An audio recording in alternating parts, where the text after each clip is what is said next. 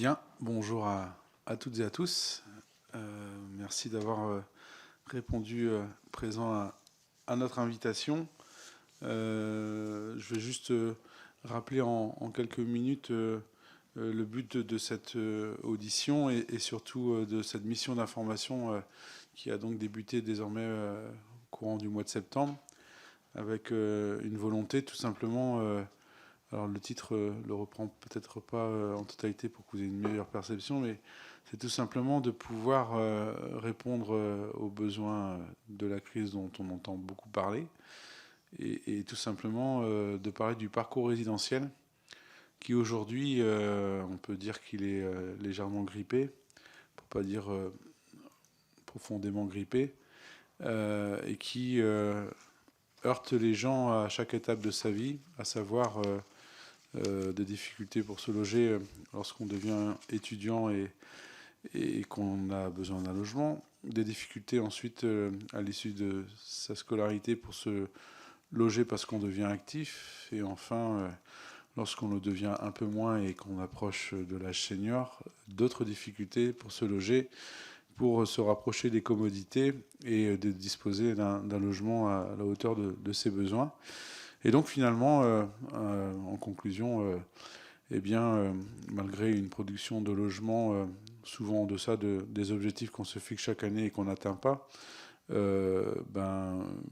une réponse qui reste toujours en suspens, à savoir à quel moment on peut avoir un logement selon ses besoins, et pas d'être en attente ou de devoir demeurer dans un logement qui ne convient plus à ses besoins, mais on y reste puisqu'on ne peut pas trouver un logement qui va correspondre à ses besoins, soit parce qu'on a l'intention de devenir propriétaire, soit la famille s'agrandit et on ne peut pas non plus y accéder.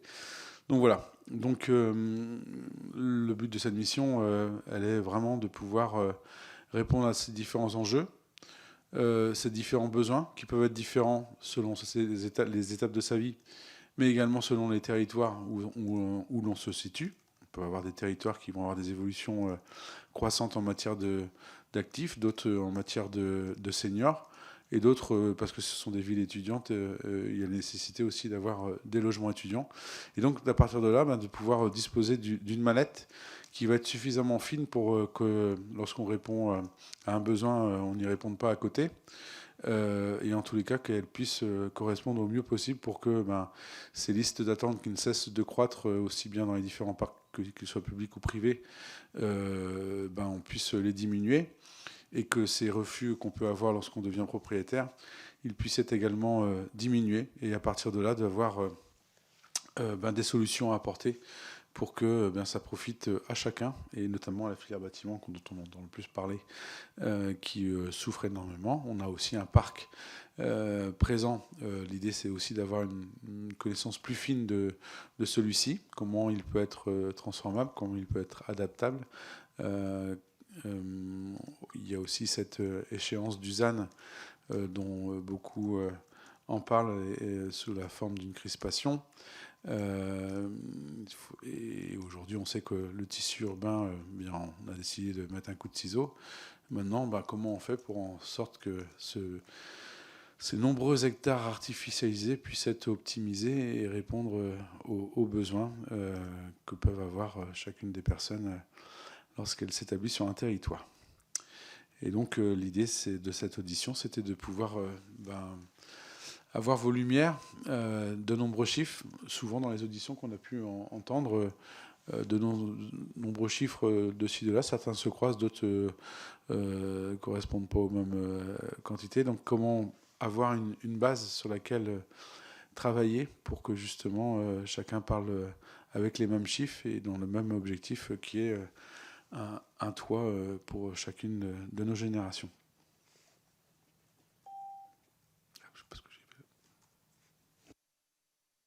Merci. Préciser le déroulement, l'idée c'est que vous avez reçu un questionnaire, vous avez vu qu'il était le plus large possible. L'idée c'était que chacun puisse avoir connaissance des différentes questions qu'on pouvait se poser, dont vous n'avez pas forcément toutes les réponses, mais que justement pour éviter qu'on continue à travailler en silo, qu'on ait une vue la plus transversale possible sur la problématique du logement, qui n'est pas un problème en soi-même. Il faut pouvoir le corréler avec justement l'emploi avec les services et autres. Merci beaucoup. Bonjour à toutes et tous. Donc, je suis Christelle Collin donc de l'INSEE. Je suis accompagnée d'Aurélie Gouin, également de l'INSEE. Et donc, en effet, nous avons reçu le questionnaire qui comporte de nombreuses questions. Donc, nous pourrons vous faire passer des réponses écrites peut-être dans la semaine qui vient, si cela vous convient. Et nous avons préparé une présentation qui balaye les différentes thématiques du questionnaire sans pour autant répondre précisément une par une aux différentes questions qui étaient relativement nombreuses. Et en effet, pour certaines d'entre elles, nous n'avons pas toujours de réponses, mais voilà. Et donc, cette présentation un peu générale, l'idée, c'est de présenter un petit peu les données dont nous disposons sur le parc de logements, sa composition, le nombre, la composition, etc., les prix des logements et des loyers, et leurs évolutions, et les conditions de logement, avec un peu le lien vers les parcours résidentiels, comme vous l'avez évoqué. Voilà ce que nous avons préparé. Peut-être pour rappeler tout d'abord en introduction que donc les statistiques publiques sur le logement, elles sont produites donc d'une part par l'INSEE et d'autre part par le service, le SDES, donc qui est le service des données et des études statistiques du ministère de la Transition écologique et de la cohésion des territoires. Voilà. Et donc il y a un petit peu un partage en fait de la production statistique sur ces questions entre nos services. Voilà. Peut-être pour poser le décor en termes de sources de référence dont nous disposons pour éclairer cette thématique importante du logement. Donc, tout d'abord, l'INSEE établit chaque année une estimation du parc de logement. Donc, voilà, donc une estimation du parc de logement au 1er janvier de chaque année. Ces estimations, elles constituent en fait une synthèse de plusieurs sources. On s'appuie sur le recensement de la population, qui est une source importante pour à la fois compter les logements et connaître leurs caractéristiques. On s'appuie également sur les données de la taxe d'habitation et puis sur le répertoire d'immeubles localisés qui sert également pour le recensement. Donc chaque année, ça permet d'avoir une photographie du parc et je présenterai les résultats chiffrés ensuite. Une autre source tout à fait importante pour connaître et éclairer ces questions, c'est ce qu'on appelle l'enquête nationale sur le logement. Voilà, donc, qui est une enquête auprès d'un échantillon de ménages qui est réalisée depuis les années 50, par l'INSEE à intervalles relativement réguliers. Alors, par l'INSEE, sauf que la dernière dont on a des résultats a été faite en 2020 par le SDES, justement, le service des données et des études statistiques. Et en ce moment, il y a la collecte de l'enquête nationale logement 2023-2024 par l'INSEE qui est en cours. Voilà. Donc, nous n'avons pas de résultats de l'enquête en cours. Donc, nous nous appuierons sur des enquêtes plus anciennes et pour ce qui est des conditions de logement sur la dernière du SDES, sachant que celle du SDES, en fait, reprenait le modèle INSEE. Hein, donc, voilà. Je vous en prie. Oui. Vous pensez qu'on peut en avoir connaissance Alors, la collecte s'arrête en juin 2024. Ah oui, voilà. En fait, voilà. Et nous ne faisons pas d'estimation sur la base d'échantillons partiels. Donc, on attend d'avoir terminé la collecte. Voilà. Voilà. Donc, cette enquête, elle permet de décrire finement et précisément le parc et ses occupants, la qualité de l'habitat, toutes les questions aussi de dépenses de logement, de taux d'effort des ménages, beaucoup des questions d'opinion sur le logement et des questions sur la mobilité résidentielle. Donc, un des intérêts, c'est d'avoir aussi de la profondeur historique, comme je l'ai indiqué, de pouvoir suivre des évolutions. Une autre caractéristique importante, c'est que l'échantillon est de taille assez conséquente.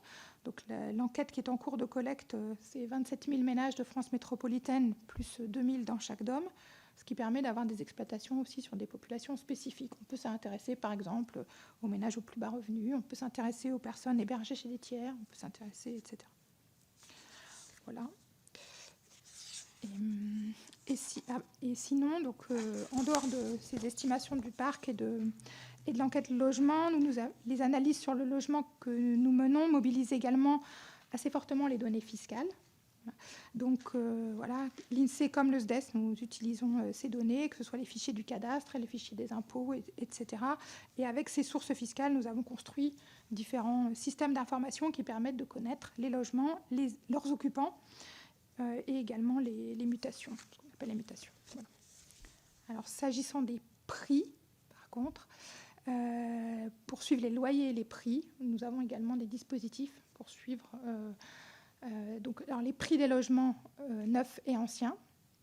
Alors nous suivons non pas des prix moyens, mais des prix à qualité constante, en fait. Voilà,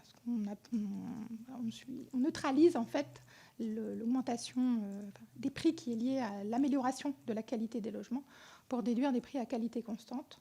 Voilà. Et nous faisons également cela pour le suivi des loyers, voilà, pour lequel nous avons des enquêtes aussi pour poursuivre les loyers à qualité constante. Et le suivi des loyers alimente aussi le poste loyer de l'indice des prix à la consommation, enfin, de l'inflation. Voilà.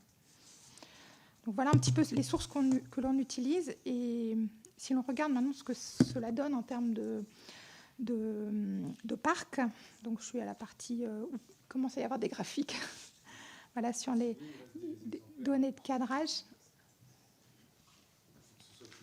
Je vous en prie. Donc j'ai pas mis les numéros, donc on est à la diapo combien? Alors, je vais compter. Donc on est à... Donc nous sommes à la diapo qui s'appelle données de cadrage, qui est la diapo 9 qui n'a pas de numéro. Je suis désolée. C'est celle-là. Voilà, celle-là.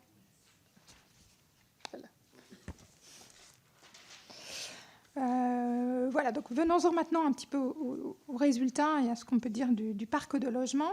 Donc la dernière estimation, donc c'est l'estimation du parc de logement en janvier 2023, donc voilà, qui nous permet de dire que la France compte 37,8 millions de logements. Donc on dit ordinaire au sens où ce sont vraiment des logements, c'est-à-dire qu'on ne compte pas les communautés, les logements dans les maisons de retraite, etc., dont 56% de logements individuels, le reste étant le parc collectif. Alors le graphique qui est indiqué en fait représente le taux de croissance annuel de ce parc, du parc du nombre de logements, donc au total en bleu. Et en fait, ce graphique permet de voir que le taux de croissance annuel du parc a été relativement stable autour de 1,2% jusqu'au milieu des années 2000, de 2000 à 2000, à peu près, 2008 même. Et ensuite, on voit que ce taux de croissance, il a eu tendance à décroître. Donc, voilà. Donc, d'abord, on s'est établi autour de 1%, 1,1% entre 2007, 2008 et 2017. Et il est encore plus bas depuis 2017. Donc, le taux de croissance du parc est encore plus faible depuis 2017. On est à peu près à 0,9% en moyenne. Voilà. Et lorsqu'on regarde aussi les courbes jaunes et vertes, on voit aussi que, notamment, le rythme de croissance de l'habitat individuel n'a cessé de ralentir en fait, depuis la fin des années 2000. Voilà. Je pense que cet élément est important pour voir un petit peu la dynamique du parc. Maintenant, ce que l'on regarde également lorsqu'on étudie le parc de logement, on catégorise les logements entre les résidences principales, les résidences secondaires ou les logements occasionnels et les logements vacants. Voilà. Donc, si on regarde en 2023, donc parmi ces 37,8 millions de logements, donc 82% sont des résidences principales, 10% des résidences secondaires ou des logements occasionnels et 8% des logements vacants. En fait, ces parts ont assez peu évolué en 40 ans. Vous avez à gauche la situation en 1983, à droite la situation en 2023. Donc, grosso modo, c'est assez proche, même si la part des logements vacants et des résidences secondaires a un peu augmenté. Ici, lorsqu'on parle de logements vacants, on parle de logements vacants, je dirais, toute durée confondue. C'est-à-dire qu'on peut avoir des vacances qui sont très courtes, qui sont liées simplement à ce qu'on appelle la vacance frictionnelle, au fait que, voilà, entre deux personnes, enfin entre deux occupants, ça peut bouger. Et il y a aussi de la vacance plus structurelle. Je vous en prie. Là, vous dites que ces dernières années, donc on a la part de logements vacants qui a augmenté plus vite ces dernières années. Oui. Si l'on regarde les courbes qui sont effectivement, si on prend entre 2000 et 2023, vers une baisse, mais on voit que depuis 2021, la baisse s'est arrêtée. Est-ce que c'est pas une cause à effet, c'est-à-dire qu'on en produit plus de logements, mais ça provoque plus de logements vacants, dans le sens où, puisqu'il y a des logements produits, les gens vont se rendre plus facilement vers celui qui est tout neuf, et donc laisser celui qui est moins récent avec toutes les problématiques qu'on peut connaître, ne plus finalement... c'est une question. Alors, je ne saurais pas exactement répondre à votre question, en tout cas sur la période récente, mais ce qui est vrai, c'est que lorsque il y a des études sur la vacance des logements, et notamment le SDES en a sorti une hier, justement, voilà, qui regarde les facteurs de la vacance. Et en effet, l'ancienneté des logements, le manque de confort, etc., sont des facteurs des déterminants de la vacance des logements. Donc, en effet, ce sont plutôt des logements plus anciens, moins confortables, etc., qui sont vacants, en dehors des questions de tension territoriale qu'il peut y avoir, notamment, il y a des zones où il y a moins de tension sur le logement que d'autres, par exemple, beaucoup plus tendues, comme des zones touristiques, par exemple. Voilà ce que je peux dire.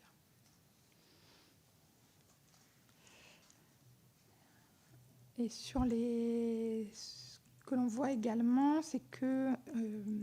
en effet, au cours de la dernière décennie, donc justement, ce nombre de résidences secondaires et de logements vacants a augmenté un peu plus vite que l'ensemble du parc. Ce que l'on peut regarder également, c'est le statut, ce qu'on appelle dans notre jargon le statut d'occupation, c'est-à-dire est-ce que les ménages dans les logements sont propriétaires ou locataires, et voilà. Et donc, si on regarde la situation en début 2023, donc 57% des ménages sont propriétaires de leur résidence principale. Donc, c'est un taux qu'on a atteint il y a déjà quelques années, qui est relativement stable, ce taux de propriétaires. Donc, parmi ces 57% de ménages propriétaires, il y en a 37% qui n'ont plus de charges de remboursement et 20% qui sont accédants à la propriété, donc qui ont des prêts à rembourser. Donc on a 57% de propriétaires, ensuite 40% de locataires, 18% dans le parc privé, l'inverse, 18% dans le parc public et 22% dans le parc privé, et à peu près 3% de ménages qui sont ce qu'on appelle logés gratuitement.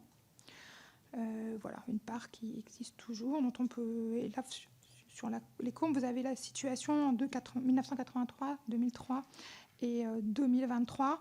On voit que, par exemple, si on prend les propriétaires sans charge de remboursement, leur part a nettement augmenté entre 1983 et 2003, mais depuis, très peu, en fait.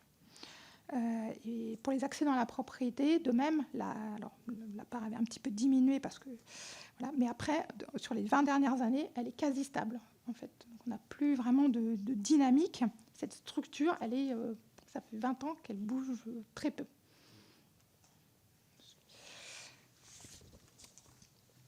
Vous avez évoqué tout à l'heure en introduction la question des étapes de la vie, qui est importante. Alors, en effet, lorsque l'on regarde selon l'âge des personnes qui constituent les ménages, bien entendu, ce statut d'occupation varie selon l'âge. Donc là, vous avez un graphique qui présente la répartition des ménages selon qu'ils sont propriétaires, locataires, en fonction de l'âge.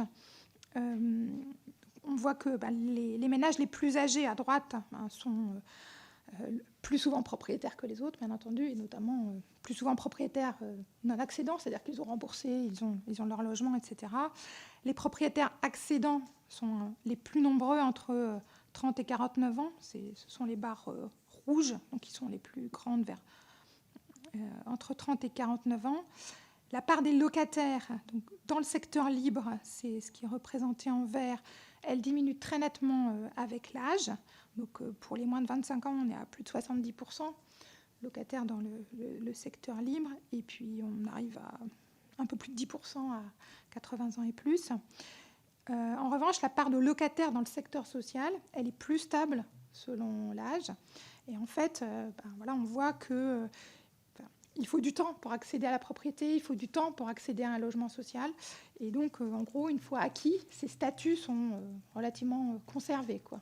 Voilà. Alors que dans le secteur libre, voilà, on en sort, je dirais, plus souvent, voilà, que ce soit pour accéder à la propriété ou pour trouver éventuellement un logement dans le secteur social.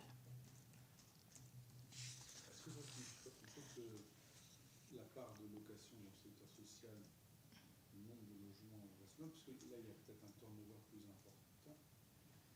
Il y a un turnover plus important dans le secteur libre, de fait. Ça peut être le cas aussi. Donc il y a bien sûr, il y a en effet du turnover, mais ce que l'on voit, c'est que l'ancienneté des occupants du parc social est plus élevée que l'ancienneté des occupants du secteur libre, en fait. En fait, on a eu beaucoup de construction de logements sociaux dans les années 60, 70, etc. Et ensuite, il y a une sorte de vieillissement un petit peu des occupants qui n'ont, voilà. Donc il y a moins de turnover dans... Voilà. Et on peut également regarder ces questions de statut d'occupation en fonction de la composition des ménages.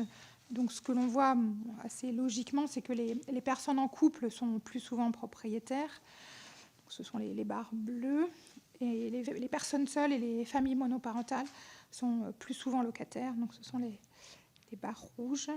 Voilà, et notamment les familles monoparentales sont plus de 60% à être locataires.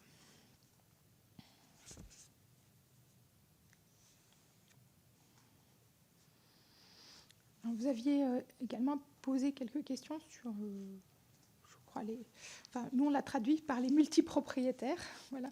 Voilà. Donc, grâce à une nouvelle source qui a été mise en place à l'INSEE, nous avons pu étudier assez finement les multipropriétaires, donc les ménages qui possèdent plusieurs logements, et à la fois qui ils sont et ce qu'ils font de ces logements. Donc en fait, on voit qu'un quart des ménages qui vivent en France sont propriétaires de plusieurs logements. Et ces ménages propriétaires, donc ce quart de ménages multipropriétaires, détiennent les 2/3 du parc de logements occupés par des particuliers. Voilà. Donc une certaine concentration de cette détention. En fait, ce que vous voyez à gauche, c'est que donc il y a qu'est-ce que je cherchais ? Vous avez par exemple 34% des ménages qui possèdent un logement. Ensuite, vous en avez 13% qui détiennent 2 logements. Mais ces 2 logements, les logements qu'ils détiennent représentent un quart du parc. Voilà. Et ensuite, vous avez 11% des ménages qui détiennent 3 logements et plus, et ces 11% détiennent près de la moitié du parc. Voilà. C'est aussi une forme d'illustration de cette concentration. Donc, la moitié de ces ménages multipropriétaires mettent au moins un logement en location. Ils ont aussi des logements qu'ils utilisent comme résidence secondaire, etc. Mais donc la moitié mettent au moins un logement en location. Mais on voit que la propriété de ces logements en location, elle est très concentrée, puisque 3,5% des ménages détiennent la moitié des logements en location.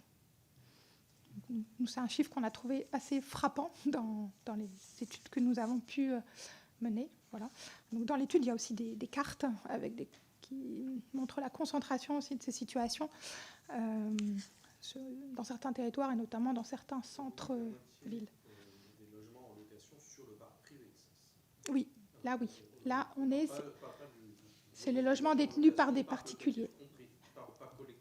C'est ça. Là, c'est ce qui est détenu par des particuliers.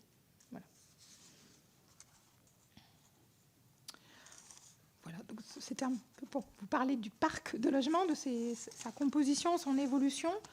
Peut-être une autre partie sur les prix, qui est aussi une dimension importante de cette thématique du logement.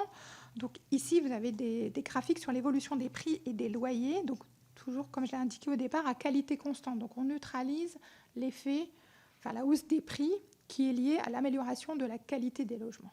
Voilà, le fait que les logements sont de plus en plus grands, de plus en plus confortables, malgré tout, on y reviendra ensuite, en moyenne, en tout cas.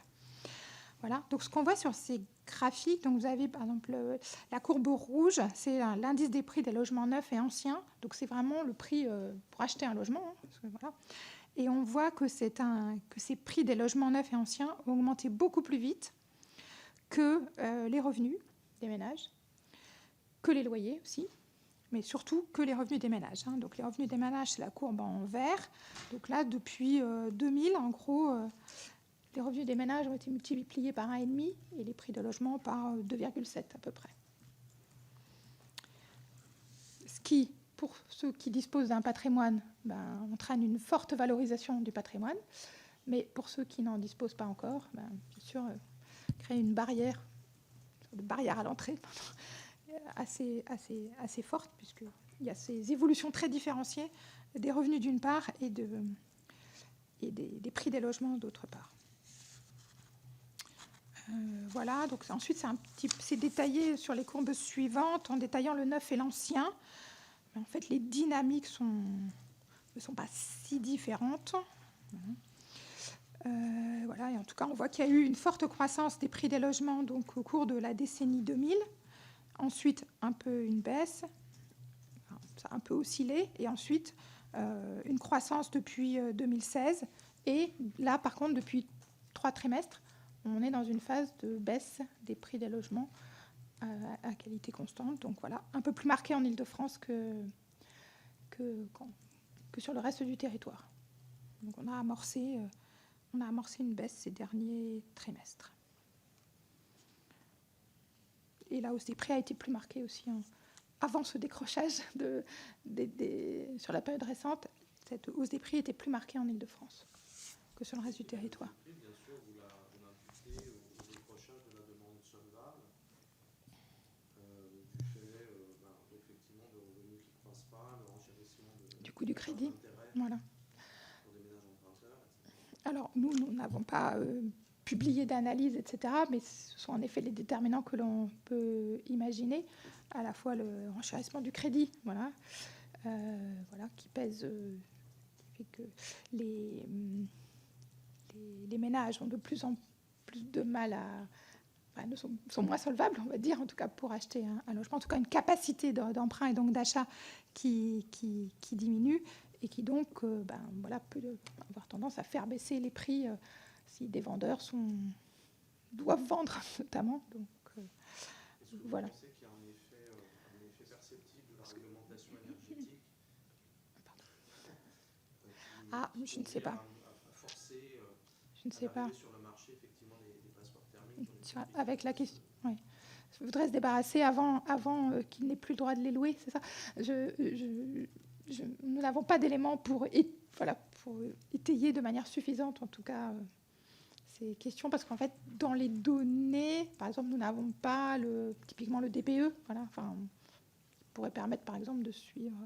Voilà, mais ça pourrait être des choses qui pourraient être creusées.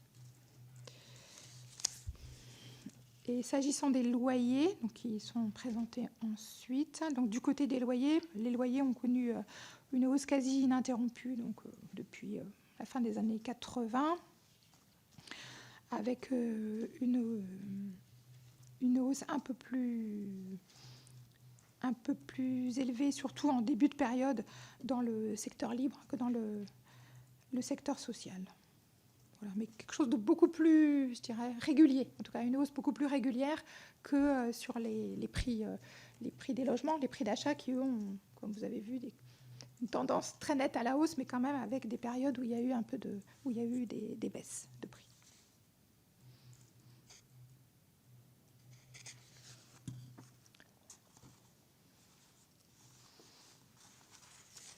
Alors, si vous voulez bien, peut-être une dernière partie sur les conditions de logement.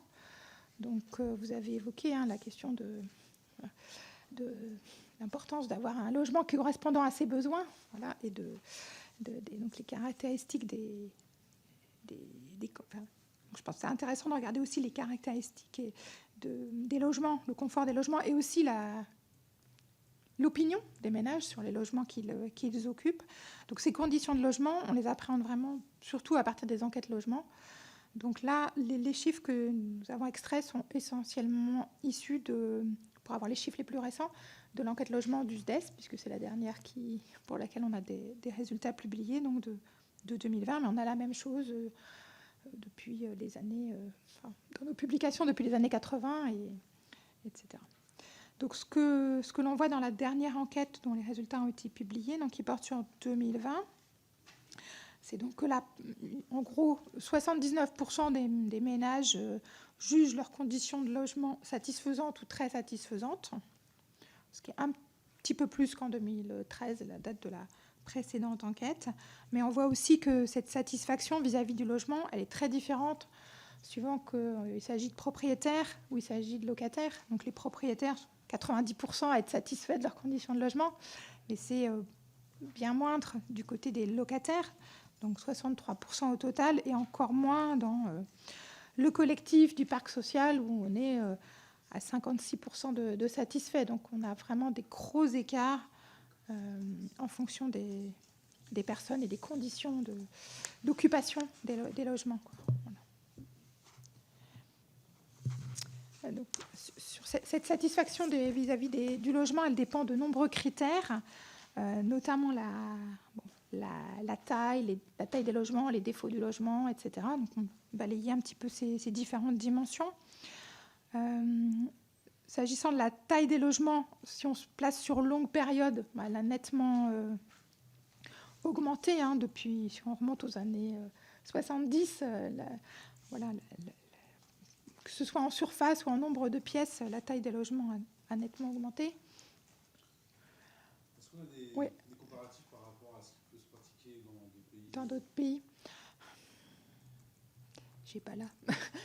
Si vous les avez, ça pourrait nous intéresser. Oui, je regarderai. Là, je n'ai pas ces chiffres sous la main, mais je pense, je vois où on peut trouver cette information en tout cas. Je n'ai pas prise. Voilà. Donc là, ce que l'on peut dire, c'est qu'en effet, sur le long terme, que ce soit la surface moyenne par logement, la surface moyenne par personne qui occupe les logements, ou le nombre de pièces ont eu tendance à augmenter depuis les années 70, etc. À toutes les époques, néanmoins, les logements collectifs sont nettement plus petits que les logements individuels. Et les surfaces dont dispose chaque occupant varient aussi suivant l'âge. Donc ça, c'est le graphique, ce qu'indique le graphique. Voilà. En gros, en moyenne, vous avez la surface disponible par personne est de 51,2 mètres carrés, mais c'est seulement, entre guillemets, 35 mètres carrés pour les 30-39 ans et ça monte à plus de 70 mètres carrés pour les personnes de 75 ans et plus, quoi. Voilà.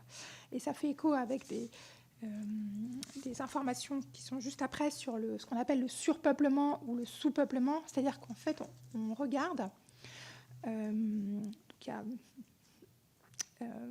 regarde en fait le nombre de pièces du logement et on compare à une sorte de norme qui est le nombre de pièces requis compte tenu de la taille du ménage et de sa composition. C'est-à-dire qu'on va compter, par exemple, on va accepter de mettre des enfants de moins de 7 ans à 2 dans une chambre, mais s'ils sont plus grands, on leur compte une chambre chacun, enfin voilà, ce genre de choses. Donc on compte, en fonction de la composition du ménage, on attribue une sorte de nombre de pièces standard, normal, enfin voilà. Et par rapport à cette norme, on regarde si les logements sont sous-peuplés.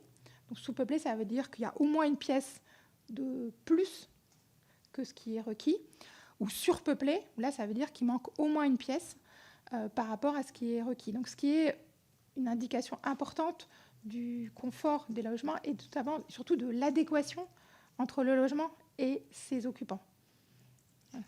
Juste pour avoir une idée, pour un couple avec 2 enfants, disons la surface considérée comme standard, à partir de laquelle on définit le sous-peuplement et le surpeuplement, c'est quoi? En pièces. Pour un ménage de 3 personnes. Oui. Donc là on compte en pièces. Donc si vous avez un couple avec 2 enfants voilà, qui ne sont pas tout petits, voilà, on considère qu'il faut 4 pièces. Voilà.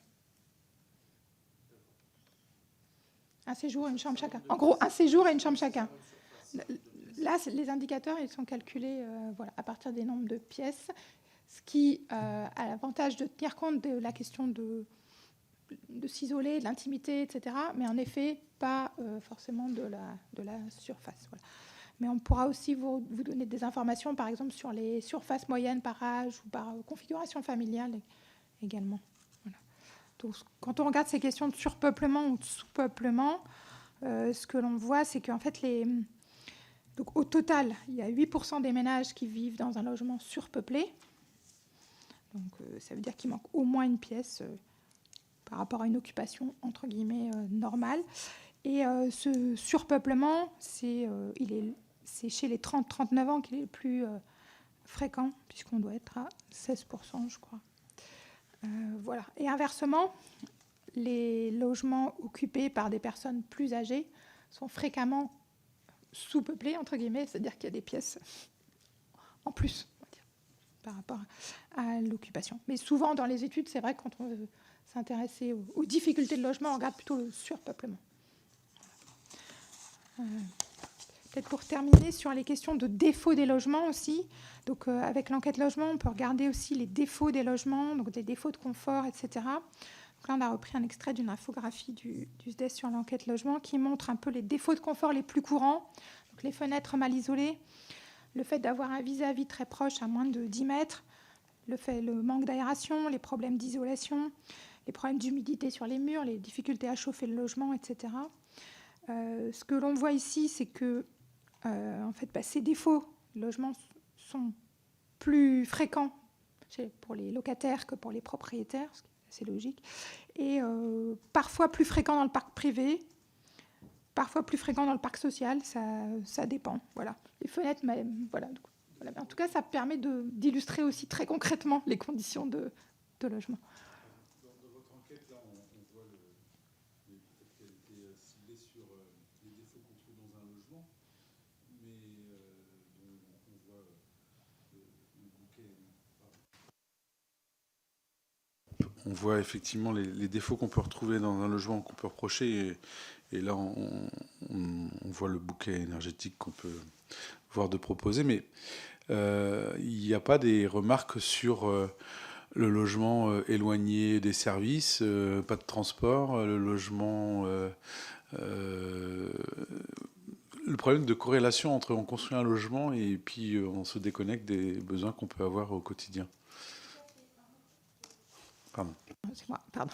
En effet, le confort du logement, donc ça c'est le confort plutôt interne en effet, mais il y a également des questions sur l'environnement du logement, voilà, qui sont un peu mais en effet c'est très très important aussi, et notamment on voit que lorsque dans les souhaits de mobilité des ménages, il n'y a pas que les caractéristiques internes des logements, il y a bien l'environnement qui compte également. Et donc l'enquête, elle permet de regarder pas toutes les dimensions, mais en tout cas à la fois des dimensions des caractéristiques des logements et de l'environnement du logement. Voilà. Donc là, on était en effet plutôt sur des caractéristiques internes, voilà, qui permettent de voir quand même la fréquence aussi de ces défauts. Voilà. Après, le graphique suivant est un peu concentré sur ce qu'on appelle les défauts graves, ce qu'on a qualifié des défauts graves. Il y a une liste de 13 défauts graves, je ne vais pas les passer en revue, mais c'est l'indicateur un petit peu cumulé. En fait, un tiers des ménages occupent un logement qui présente un ou plusieurs défauts graves de confort. Défauts graves de confort, c'est quand même pas d'eau courante, pas de WC, etc., pas de cuisine. Ça peut être beaucoup d'infiltration, voilà. Installation électrique dégradée, etc. Enfin, voilà, d'assez gros défauts. Et là encore, c'est beaucoup plus fréquent chez les locataires que chez les propriétaires. Et justement, si on regarde ensuite, on arrive aux défauts, ce qu'on appelle nous les défauts d'environnement. Voilà. Ces défauts. Alors là, on en a listé quelques-uns, mais il y en a d'autres qui sont dans l'enquête. Notamment ici, on a listé l'éloignement des services. Donc voilà. Donc à peu près 9% des logements pour lesquels les personnes disent que leur logement est trop loin des services. Les problèmes de pollution aussi, cités par à peu près 5% des ménages, avec une augmentation sur les 10 dernières années. Autres problèmes qui peuvent être signalés, c'est les questions de sécurité aux abords du logement. Est-ce qu'il y a délinquance, violence, etc. autour des logements. Et puis les difficultés d'accès, donc éloigner des transports en commun, etc. Voilà. Donc là, c'est assez global. On voit que ces défauts d'environnement, ils sont plutôt en hausse depuis l'enquête de 2013. Voilà, notamment les questions de pollution. Et bien sûr, ces défauts de logement, c'est les défauts liés aux... Comment dire ? Ces défauts d'environnement, ils sont très variables suivant les territoires.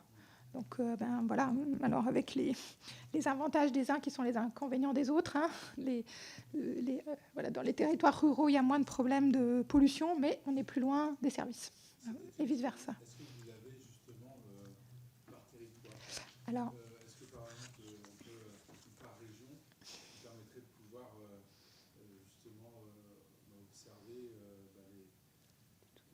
les disparités qu'on peut avoir d'un territoire à l'autre, parce que justement que les besoins ne peuvent pas être les mêmes. Et surtout, après, par rapport à cette étude, est-ce que vous avez la capacité de pouvoir avoir la tranche d'âge, c'est-à-dire est-ce que par exemple on va voir que ce sont des seniors ou qu'on va voir que ce sont des actifs et selon les régions, qui permettrait peut-être d'avoir un focus sur que ces disparités par région, c'est pas les mêmes, mais parce que le public n'est pas le même et donc les attentes ne sont pas les mêmes et donc du coup parce que les attentes ne sont pas les mêmes, les propositions qui peuvent être faites ne doivent pas être toutes les mêmes. Oui. Autant, effectivement, on peut imaginer un problème de délinquance, etc. Enfin, je veux dire, il y a de la donnée quantifiée là-dessus. Mais un logement loin des services, c'est quoi, en fait ? C'est quoi loin des services ? C'est quoi un service et être loin d'un service, en fait ? Alors, peut-être pour préciser, donc ces défauts d'environnement du logement, c'est vraiment ce que répondent les ménages. Donc, en fait, on leur demande, est-ce que votre logement est accessible par les transports en commun ? Voilà, c'est déclaratif. Exactement. C'est ça. C'est-à-dire que ce sont vraiment des questions... leur opinion, voilà, c'est leur opinion. Voilà, c'est vraiment leur ressenti par rapport à leur... et c'est pareil pour les défauts de confort du logement, c'est vraiment leur ressenti. On ne va pas vérifier, mesurer, etc. Donc on leur demande, voilà, est-ce que leur logement est accessible par les transports en commun ? Est-ce qu'il est proche des commerces ? Est-ce qu'il y a des espaces verts à côté ? Voilà, quelle est la qualité de l'air ? Il y a des problèmes de pollution. Comment ils jugent la sécurité dans le quartier ? Voilà, tout est déclaratif. Alors, en termes de différences territoriales, ce qui a été regardé, c'est... Alors, on utilise des répartitions du territoire en distinguant l'aire de Paris et puis ensuite voilà, des aires autour des villes très grandes, un peu moins moyennes et un peu plus petites, je dirais, pour dire les choses de manière un peu simple. Et en effet, on voit que les ménages qui ont une mauvaise opinion de l'environnement de leur logement sont dans des proportions différentes suivant les territoires où ils habitent.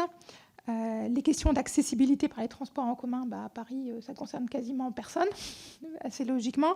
Mais voilà, les ménages qui habitent dans des aires de moins de 200 000 habitants, ils sont presque un tiers à dire qu'il y a des problèmes d'accessibilité par les transports en commun. Voilà. Et inversement, je ne sais pas, si on prend la proximité des commerces, on a un petit peu cet effet-là également. Mais voilà, on va avoir inversement, l'accessibilité par la voiture, c'est plutôt une difficulté pour les plus urbains que pour les ruraux. Donc on a des données par ce type de territoire. Là, par contre, je n'ai pas sous la main de choses par âge, mais on pourrait vous regarder ce qui est disponible. Voilà.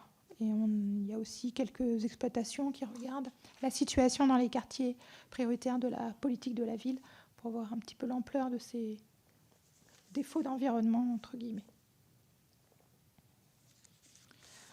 Voilà.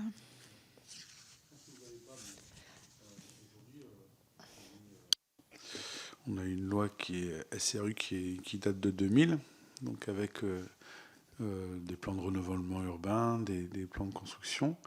Est-ce que vous avez quelque part,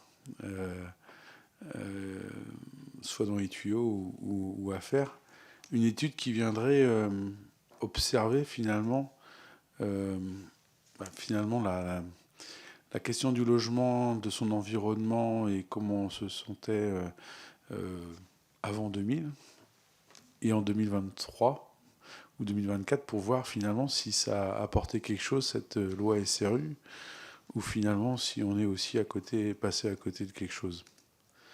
Voilà, c'est peut-être 25 ans après, une génération plus tard. Est-ce qu'on a apporté des solutions ou on a juste créé de nouveaux problèmes? Alors, de fait, on pourrait regarder des choses, puisque les enquêtes logement, donc, voilà, sans remonter aux années 50, mais en effet, on peut remonter. Il y en a eu une en 1996, une en 2001, par exemple. Voilà. Et puis, donc, la plus récente, pour laquelle on a les données disponibles, c'est 2020. Donc, sur une période de 20 ans, on pourrait regarder des choses en termes de certains éléments, soit de confort des logements, soit d'environnement des logements. C'est possible. Voilà. C'est possible. Nous notons. Et nous verrons ce que nous pouvons vous envoyer dans un délai raisonnable. Et sinon, nous enrichirons notre programme d'études. Mais oui. Oui. Voilà.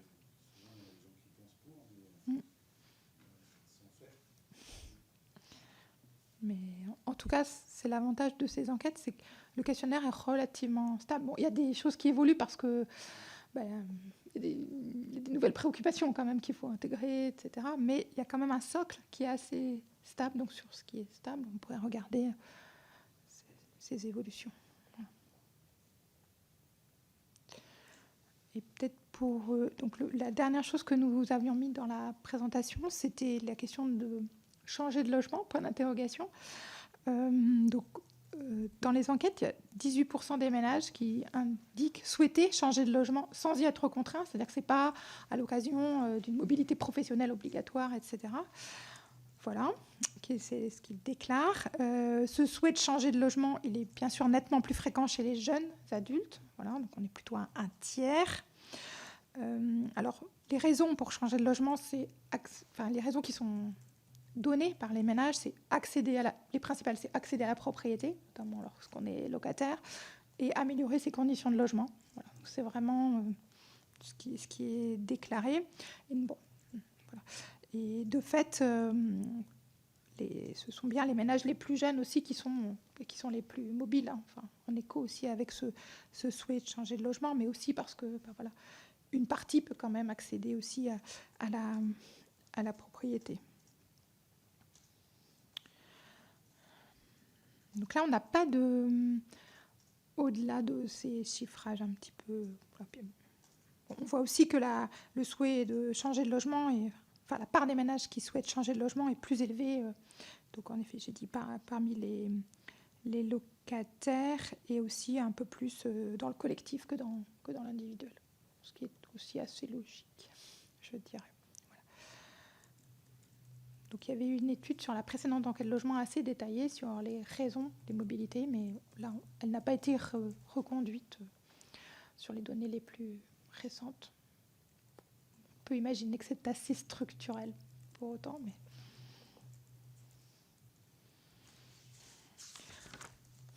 Voilà pour ce panorama un petit peu général qui fait un peu le tour des types de données, en tout cas, dont nous disposons à l'INSEE pour éclairer ces thématiques.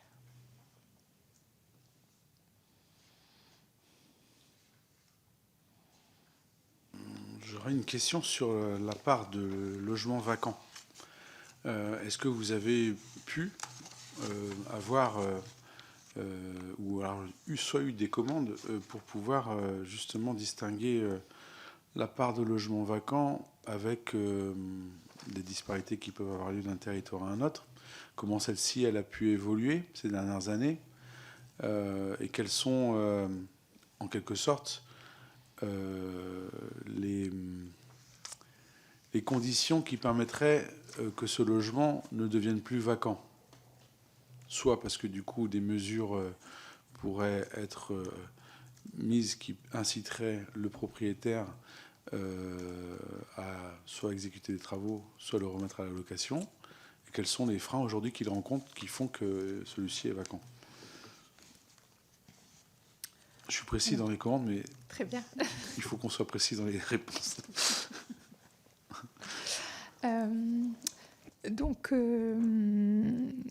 Alors, sur les logements vacants, comme je l'ai indiqué, donc chaque année, lorsque l'on décrit le parc, on essaie de mesurer. Nous mesurons la part des logements vacants et leur nombre. Donc, ce qui fait les 8%, c'est à peu près 3 millions de logements vacants, toutes raisons confondues. Donc, c'est vrai que ces raisons, elles sont vraiment multiples. Voilà.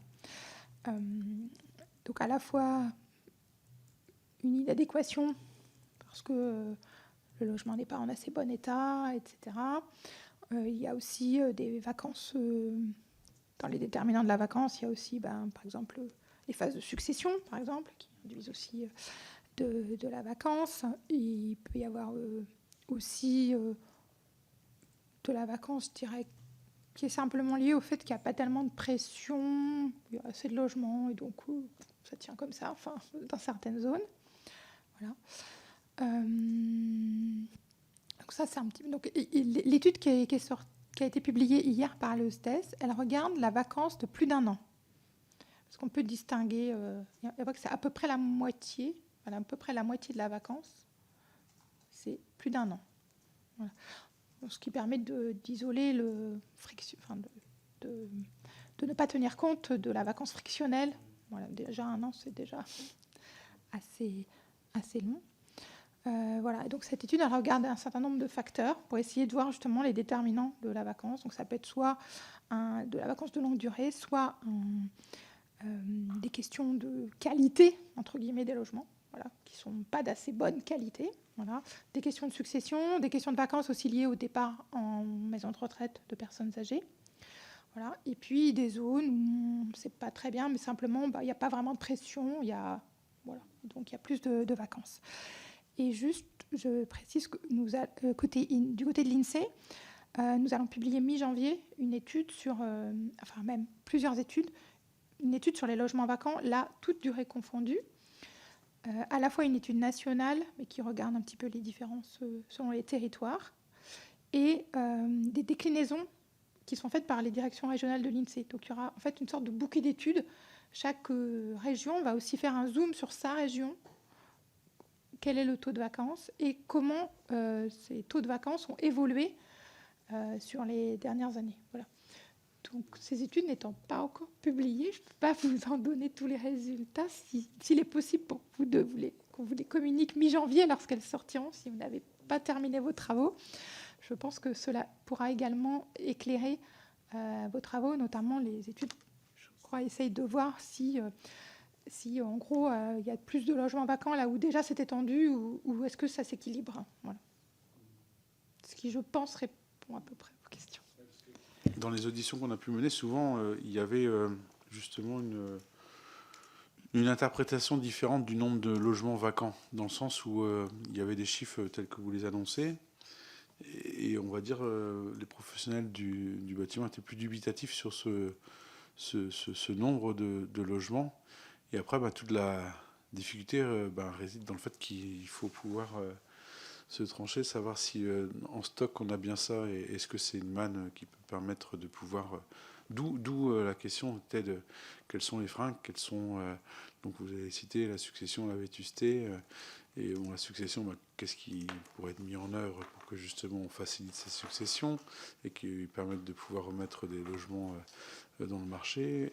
Sur la part de la vétusté, quelles sont les choses incitatives qui permettraient de pouvoir faire les travaux et de remettre à la location.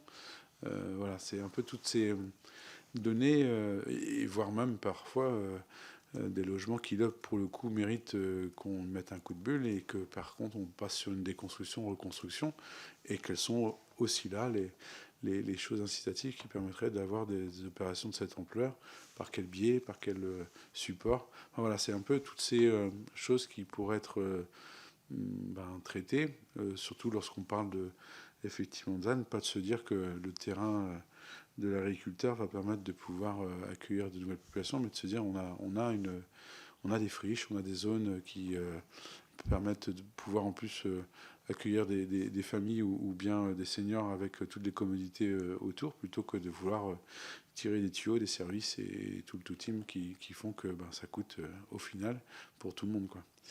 Donc c'est pour ça que c'est important cette étude de pouvoir en avoir un petit peu une vision pour voir quelles seraient les outils adéquats pour remettre tous ces nombreux logements sur le marché. Nous pourrons en effet communiquer toutes ces descriptions, enfin, voilà, puisque notre rôle n'est pas de faire les préconisations de politique, mais tous les éléments de description ou d'analyse qui peuvent justement pour vous aider à réfléchir aux réponses.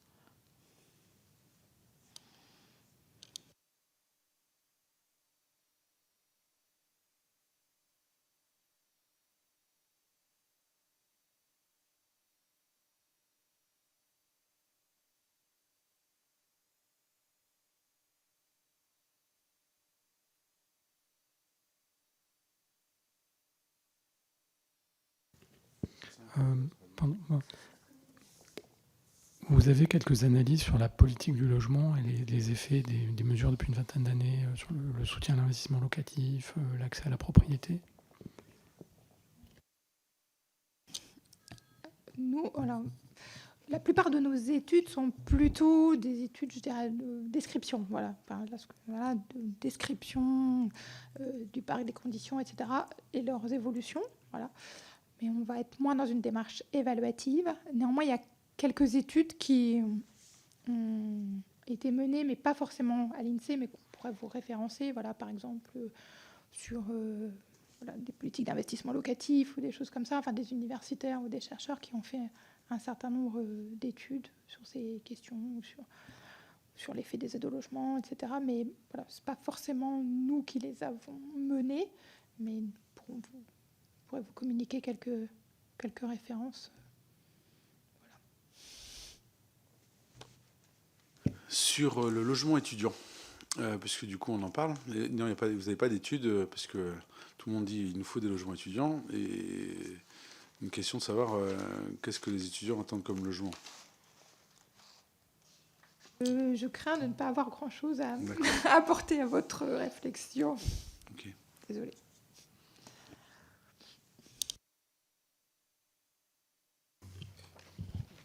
Une des questions aussi qui intéresse, me semble-t-il, dans le cadre de la présente mission d'information, c'est celle, au fond, prendre les choses de manière assez globale, de l'adaptation en fait du parc aux évolutions sociodémographiques de la population. Par ce terme un peu bateau, on peut notamment faire référence au vieillissement de la population ou disons à l'évolution de la sociabilité, les familles recomposées, les familles monoparentales, etc. Est-ce que, disons, au regard de la masse de données que vous collectez, que vous avez analysées, vous avez une appréciation globale sur cette problématique? Est-ce que le parc, de manière générale, y compris dans ces segments collectifs ou privés, est-ce qu'il s'adapte? Est-ce qu'il s'adapte? Est-ce qu'il sera demain en mesure de satisfaire des besoins et des attentes qui sont évolutives? Vraiment, c'est une question très macro, en France. C'est en effet une question très importante, et notamment la question du vieillissement de la population voilà. Donc, nous, notre démarche, c'est plutôt, nous réalisons des projections de population. Nous pouvons documenter sous certaines hypothèses comment va évoluer la population, et en effet, nous documentons notamment le vieillissement important, enfin, inéluctable et important de la population au cours des années à venir. On en déduit le fait que la taille des ménages va continuer de diminuer. Voilà. Donc, ce qui veut dire qu'en termes de besoins, en tout cas, ce vieillissement est conduit à un besoin de logement plutôt plus petit, adapté aussi. Alors, adapté au sens adapté à des situations de limitation d'activité, etc., des personnes âgées. Mais voilà. Donc ça, c'est le phénomène le plus massif qui qui s'annonce, et on le voit de toute façon déjà, puisque la tendance à la baisse du nombre de personnes par ménage, c'est une tendance longue, on était à plus de 3 il y a quelques décennies, on est à 2,2 personnes, etc. Et ça va encore continuer à diminuer. Donc nous, ce qu'on fait, c'est plutôt ça, c'est de dire, ce qu'on peut attendre de l'évolution de la population. Il va y avoir également au mois de janvier, je crois, des publications justement de projection de nombre de ménages, donc qui a un lien avec la projection du nombre de la demande potentielle de logements qui peuvent éclairer ça. Voilà, donc ça permet de voir un petit peu quels sont les besoins en tenant compte des évolutions démographiques, et notamment du vieillissement. Et aussi, dans ces projections de ménage, l'idée, c'est aussi d'essayer de tenir compte de l'évolution des modes de cohabitation, avec des effets qui ne vont pas tous dans le même sens, à la fois quand même en tendance plus de séparation, mais aussi des familles recomposées et qui ont besoin de logements, pour le coup, beaucoup plus grands pour accueillir la somme des deux familles. Voilà. Mais en termes de volumétrie des tendances, la plus forte, c'est quand même la plus forte, c'est le vieillissement. Ensuite, on a une tendance quand même, indépendamment même de la question du vieillissement, à des ménages plus petits, plus de personnes seules, des ménages plus petits, mais aussi, même si c'est moins massif en termes de volume, des besoins spécifiques liés aux familles recomposées, que l'on peut... On pourra vous repasser éventuellement quelques chiffres sur l'évolution des familles, des types de familles, si cela peut éclairer également. Voilà. Donc, je le dirais plutôt comme ça, parce que pas tout à fait la réponse à votre question, mais plutôt en termes de phénomènes les plus massifs. Mais il y a des phénomènes qui ne vont pas tous dans le même sens, en effet. Il y a des évolutions qui ne vont pas toutes dans le même sens en termes de besoins, en termes de logement. Aujourd'hui, si justement on reste sur la même thématique de l'habitat senior, des évolutions aussi ont lieu dans les attentes. Et est-ce que vous avez déjà songé à justement mener un sondage pour justement non pas être dans la réaction comme beaucoup de fois ça arrive, mais d'être dans l'anticipation et de pouvoir se dire, alors on nous dit que c'est pas qu'on nous dit, c'est alors ça va nous arriver que du coup on va avoir une population beaucoup plus importante, de connaître un petit peu les modes d'habitation que souhaiterait voir justement arriver sur les différents territoires, puisque les gens sont bien souvent attachés à leur territoire et n'ont pas envie de le quitter pour pouvoir considérer être moins dépendants, mais ont envie d'avoir leur indépendance sur le territoire où ils ont vécu, et de voir un petit peu, d'anticiper sur ces modes d'habitat qui aujourd'hui, je pense, est insuffisamment présent, ou qui est souvent le résultat d'initiatives individuelles, et comment justement l'État pourrait avoir un rôle à jouer pour que ces modes d'habitat fleurissent et puissent faire partie du parcours résidentiel, et ainsi libérer des logements qui, eux, conviendraient à justement des familles qui sont à l'étroit et aimeraient avoir un logement plus grand, soit parce que, justement, comme vous dites, les modes de cohabitation évoluent. Et je crois qu'aujourd'hui, on a un enjeu fort dans les 10 prochaines années, mais pour cela, il s'agit encore une fois de vraiment... être dans l'anticipation plutôt que d'être encore une fois de plus en arrêt, parce que finalement aujourd'hui ce qu'on propose à nos seniors aujourd'hui est similaire à ce qu'on proposait à les seniors il y a 30 ans. Donc comment on fait pour que justement on puisse profiter de cet espace-là pour lancer des opérations de ce type, et donc avoir des données sur quel type d'habitat quel type souhaiterait les seniors. En fait, oui. qu'est-ce qu'il faudrait pour quitter son logement qui ne convient plus à ses besoins, comme vous dites, quand il y a 20% des gens qui attendent autre chose voilà. Alors là, je ne saurais pas vous répondre directement. Voilà. Non, mais ce qu'on pourrait regarder, c'est les souhaits de logement, les souhaits de changer le logement malgré tout des seniors. Enfin, il y en a quand même, on peut regarder qu'est-ce qu'ils disent, etc. Voilà. Après, je ne crois pas qu'on dispose d'informations vraiment complètes sur le souhait dans l'absolu. Enfin, voilà, où aimerait-il vivre, je ne sais pas. Enfin, je n'ai pas connaissance de... Voilà, mais ce qui serait très intéressant. Qui convient plus. Oui. Mais parce que vu qu'il n'y a pas d'offre, ben, j'y reste. Oui. Souvent c'est un peu ça. C'est que... Et donc par défaut, on préfère rester aussi là où on a habité et on a vécu. Enfin, vous parliez de l'attachement au territoire, ça fait également partie. Donc ce qu'on pourrait regarder, c'est les questions en effet de souhait de mobilité un petit peu par âge, ce que ça donne, mais je ne suis pas sûre que ça répond entièrement à votre question. Mais bon, voilà, on pourrait regarder ça. Et je ne pourrais pas vous répondre directement. Je pense que ça n'a jamais été fait. Et l'idée, c'est justement d'avoir ces bases-là, toujours dans l'aide à la décision. Parce que c'est difficile ensuite pour des maîtres d'ouvrage de se lancer dans des opérations, sauf s'ils ont déjà un outil bien huilé, équilibré et qui leur permettent de faire des profits, mais sans que ça réponde aux besoins d'un territoire à un autre, aux besoins. Et c'est comment, quand je vous disais l'idée d'avoir une boîte à outils, c'est effectivement d'un territoire à un autre, on ne va pas avoir les mêmes besoins. Sur l'habitat senior, on est convaincu que beaucoup vont en avoir besoin, mais pas de la même manière, selon le type de population dont qu'ils vont avoir, selon les services qu'ils peuvent proposer au sein même de leur propre territoire. Ça veut dire qu'il y a des communes pour lesquelles, j'ai envie de dire, les seniors vont avoir envie d'y rester parce que du coup disposent de tous les services, et d'autres souhaiteraient aller à la commune d'à côté parce qu'ils sont de ce bassin de vie, que leurs habitudes sont déjà de pouvoir aller plus souvent à côté que dans la leur parce qu'il n'y a plus les services. Et donc comment on fait pour que justement ce type d'habitat puisse exister au sein même des services avec toutes les commodités qu'on peut avoir pour justement ne plus être dépendant de son jardinier, dépendant de ses enfants, dépendant de... parce qu'on y retrouve une indépendance et en plus une vie sociale.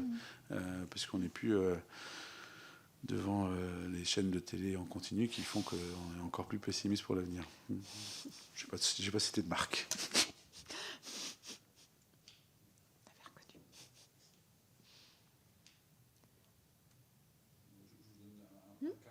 Non, mais les questions sont de belles questions d'avenir.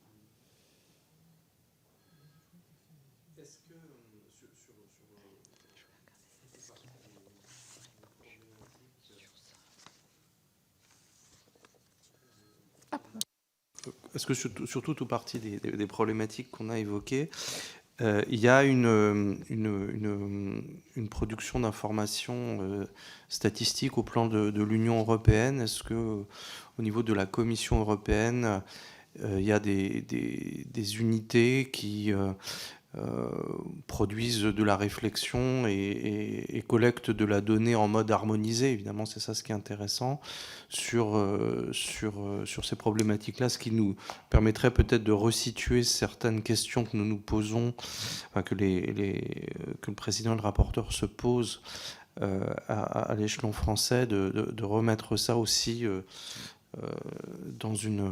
sinon dans une perspective temporelle, au moins dans une perspective géographique. Alors, en tout cas, ce que je peux dire, c'est que donc, l'enquête logement, dont je vous ai pas mal parlé, que nous avons pas mobilisé pour répondre à vos questions, c'est une enquête qui n'est pas européenne.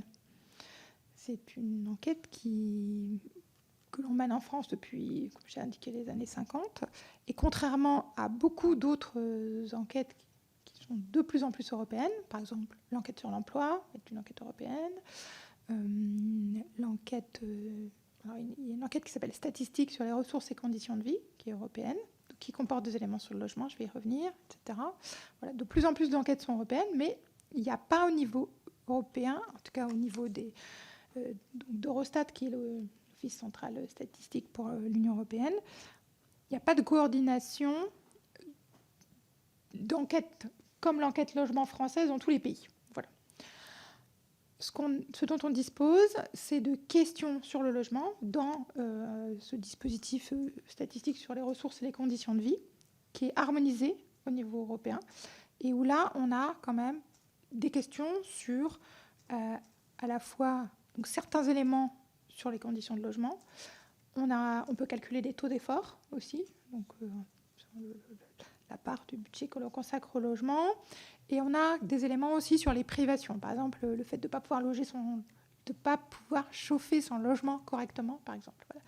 Donc, ce type d'indicateur, et peut-être j'en oublie, mais grosso modo, c'est ce genre de choses qu'on a dans une enquête européenne. Et donc, pour cette enquête, ça veut dire qu'on dispose de résultats pour tous les pays de l'Union européenne. Donc, voilà, sur le site d'Eurostat.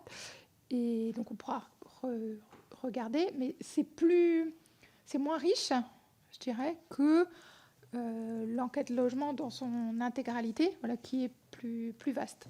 Et par exemple, je ne sais pas ce qu'il y a sur les défauts des logements. Je ne sais pas. Je revérifie dans le questionnaire ce qu'il y a au niveau européen. Voilà. Après, on peut en effet, tout ce qui est ventilation par composition familiale, par âge, est faisable, sachant que nous n'avons pas les données des autres pays. Donc, voilà. Mais Eurostat publie un certain nombre... Ah ben voilà, elle a trouvé. Eurostat publie un certain nombre de tableaux, etc. Et donc, en effet, il existe des données sur confort et défaut des logements dans l'Union européenne. Voilà, la part des individus qui vivent dans un logement surpeuplé, logement inconfortable et environnement difficile. Voilà, donc il y a bien ces données. Donc on pourra vous les communiquer. Donc, des indicateurs, en tout cas, ça donne quand même des indications je crois qu'il y a la surface aussi.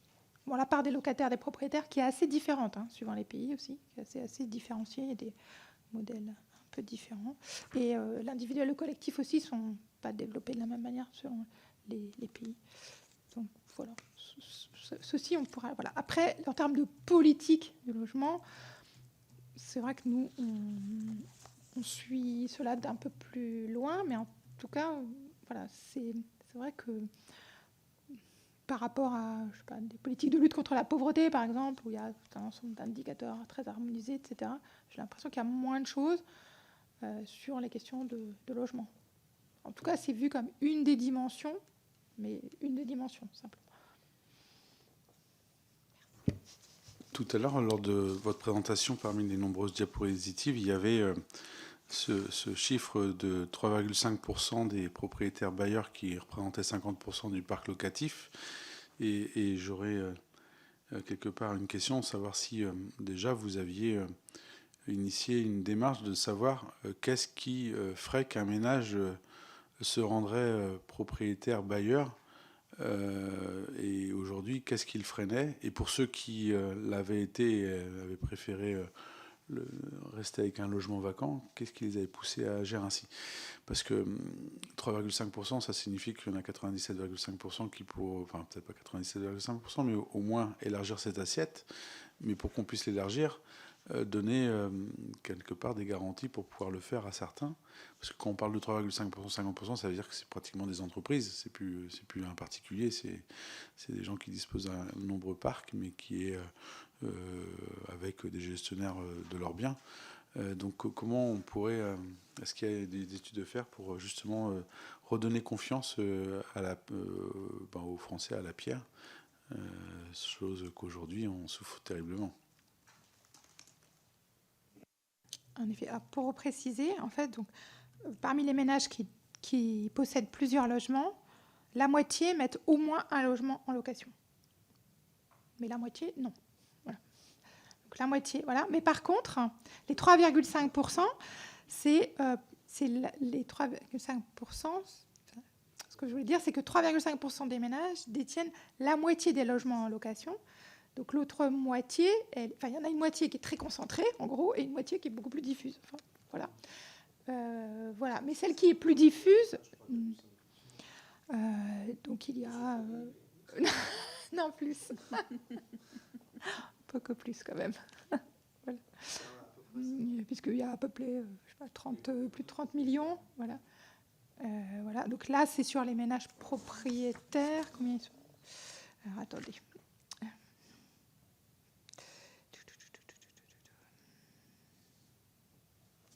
Donc les multipropriétaires.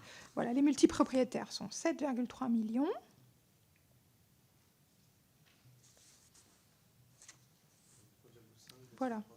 C'est ça. Voilà. C'est ça, c'est 7,3 millions de multipropriétaires. Enfin, dès qui ont 2 logements ou plus. Donc sur ces 7,3 millions de ménages qui possèdent au moins 2 logements, donc la moitié en mettent en location. Voilà. Et là, 3,5% de ces 7,3 millions détiennent la moitié des logements mis en location. Donc en fait on a, c'est comment dire, il y a un peu différents enfin pas modèles, mais différents profils, je dirais. Voilà, il y a en effet certains qui ont beaucoup de logements et qui sans doute ne les gèrent pas eux-mêmes, comme vous l'indiquiez. Mais il y en a quand même une bonne partie qui en ont peu et les gèrent eux-mêmes. Et puis il y a une partie qui ne les loue pas, mais ça peut être aussi parce qu'ils en font un autre usage. Hein. Ça peut être leur résidence secondaire, etc.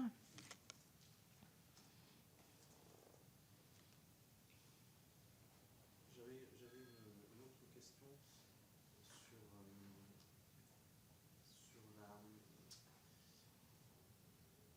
considérer la problématique là, cette fois-ci sur du point de vue disons de l'effort pour les ménages en fait.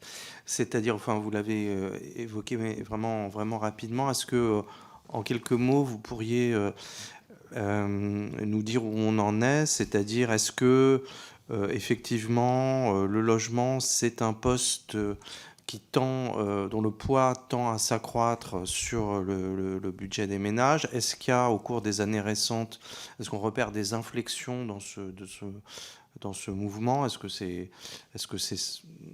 constant? Est-ce qu'il y a au contraire des périodes d'accélération ou au contraire de stabilisation? Et donc dans votre analyse, s'il y a effectivement un effort qui augmente, l'éviction, en quelque sorte, elle se fait au détriment de quel poste? Quels sont les postes de revenus qui, dans votre compréhension, se trouvent entre guillemets évincés par une dépense de logement croissante en proportion et qui présente un caractère contraint?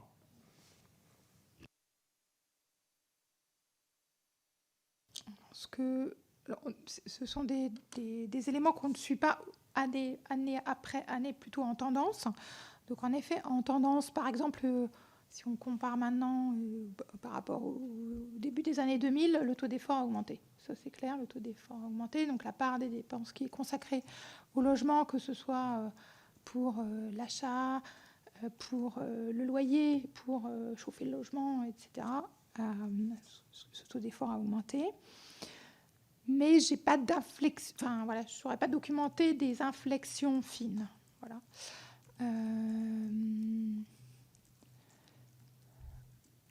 Et alors sur quel poste ça s'est joué? Je regarde. Je ne sais plus. En fait, il y a la combinaison à la fois de la hausse des coûts des logements, de la hausse des loyers, elle suit à peu près celle des revenus, donc c'est pas ça qui joue le plus. Et ensuite, on a eu aussi les autres dépenses vraiment d'entretien aussi du logement. Et alors ça, c'est plutôt pour le coup sur la période récente, même si on n'a pas mesuré les taux d'effort, parce que l'on sait, c'est qu'avec l'inflation depuis, mettons, fin 2021, cette inflation, notamment énergétique, elle a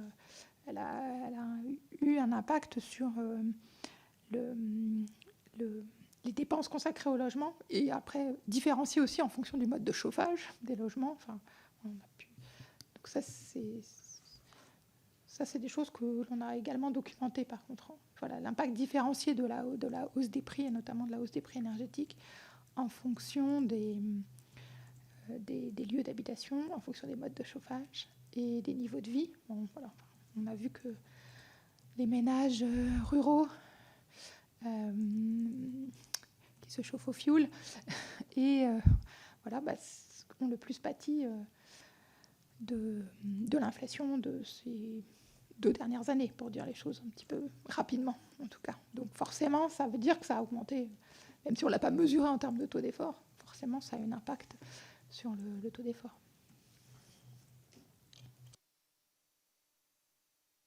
Ok, Ok, merci.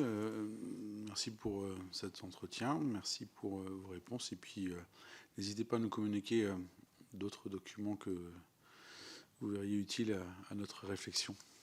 En tout cas, merci à vous. Merci pour votre attention et pour vos questions.